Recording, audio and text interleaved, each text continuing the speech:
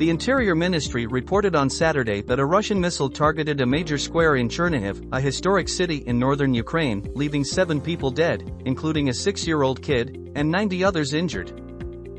According to the ministry, those who were traveling to church to observe a religious holiday at the time of the strike included 12 youngsters and 10 police officers. In Chernihiv, a Russian missile struck directly in the middle of the city. A square, the Polytechnic University, and a theater, wrote President Volodymyr Zelensky on Telegram while in Sweden on business. An ordinary Saturday, which Russia turned into a day of pain and loss, he continued.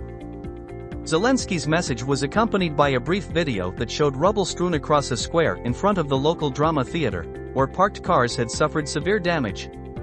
The video also showed a single body slumped inside a car. A city of tree-lined boulevards and centuries-old cathedrals, Chernihiv is located about 145 kilometers, 90 miles, north of the Ukrainian capital, Kyiv. According to the Interior Ministry, the strike had completely demolished the drama theater's roof.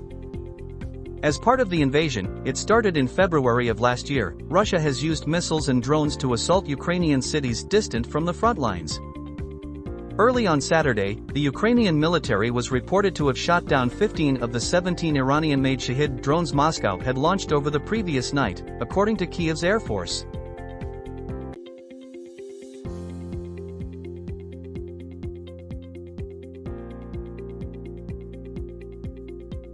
On Saturday morning, more residents on the Spanish island of Tenerife were forced to leave their houses as a wildfire raging in the island's north continued to spread unchecked, but the flames have so far missed important tourist sites.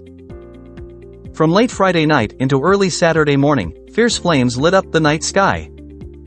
In hot and dry conditions, a fire started on Wednesday in a hilly national park surrounding Spain's highest peak, the Mount Tide volcano.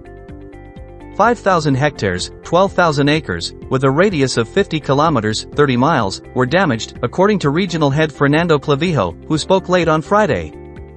7,000 people were either evacuated or restricted to their homes.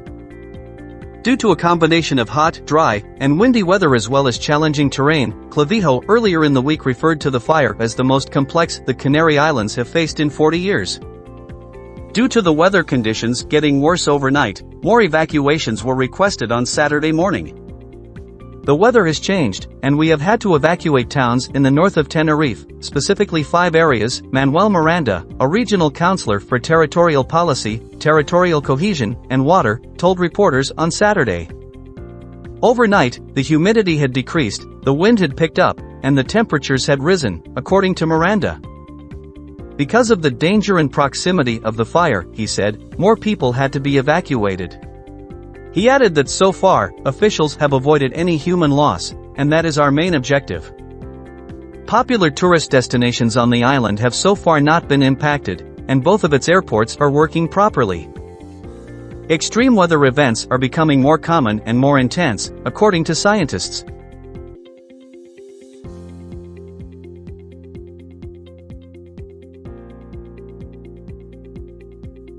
The country's deadliest baby serial murderer in recent memory, a British nurse was found guilty of killing 7 babies and trying to kill 6 more at the hospital where she worked.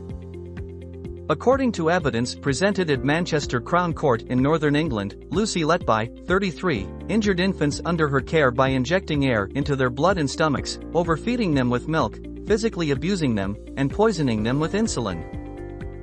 The Countess of Chester Hospital's neonatal unit was the scene of 13 covert attacks by her between 2015 and 2016, according to a statement from the British Crown Prosecution Service, CPS.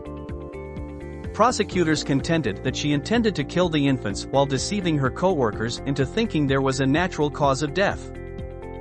According to testimony given in court, doctors at the hospital started to observe a sharp increase in the frequency of infant deaths and unexpected collapses. Police launched an investigation after failing to establish a medical cause. According to the UK's PA media news agency, Letby was twice detained by police in connection with their investigation in 2018 and 2019. In November 2020, she was detained once more. During searches of Letby's residence, authorities discovered notes she had written. "I'm not worthy of life.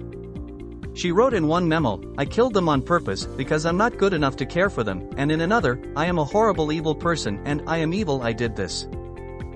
Letby's acts, according to Pascal Jones of the CPS, were a complete betrayal of the trust placed in her.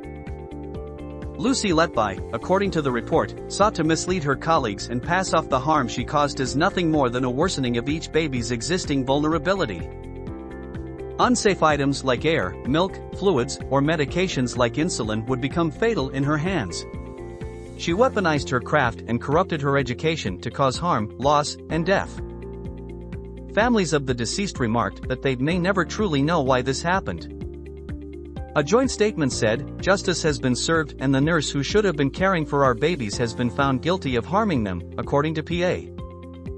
However, this justice won't erase the great hurt, rage, and distress we have all had to go through. On August 21, Letby will get a sentence at Manchester Crown Court.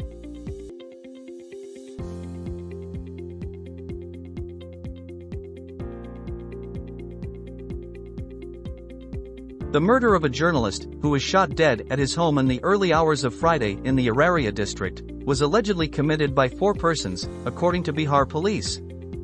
Vimal Yadav was the victim, who worked for Dainik Jagran. 4 individuals who showed up at his Raniganj home and opened fire on him, hitting him in the chest. 2 of the 4 guys who were detained on Saturday, according to the police, were responsible for the murder of Vimal Yadav. Based on the father of Vimal's complaint, a case was opened. 4 of the 8 suspects identified in the FIR were arrested earlier today. In 2019, the suspect also killed Vimal Yadav's sibling. In that case, Vimal was the only witness, and he felt tremendous pressure to alter his testimony. Several people were upset over the murder, including Chirag Pawan, the head of the Lok Janshakti Party, Ram Vilas, who criticized Nitish Kumar, the chief minister of Bihar, for failing to uphold law and order. After expressing his sorrow at the murder in Araria, Nitish declared, "I have ordered officials to take immediate action soon after receiving the news." According to a preliminary investigation by the Bihar police, the murder showed that the deceased had a history of animosity with his neighbors, which could have contributed to the occurrence. 2 years prior, Vimal's brother was also killed in the same way. The late journalist had not yet testified in court against his siblings' murderers. Bihar police announced on X, formerly known as Twitter, that the 35-year-old victim was a local journalist for the Dainik Jagran newspaper. Around 5:30 a.m., the burglars called his name and knocked on his door. When he opened the door, they shot him in the chest, according to the police. According to the report, the police station chief arrived at the scene at around 5:35 and started an investigation. Superintendent of Police Araria also paid a visit.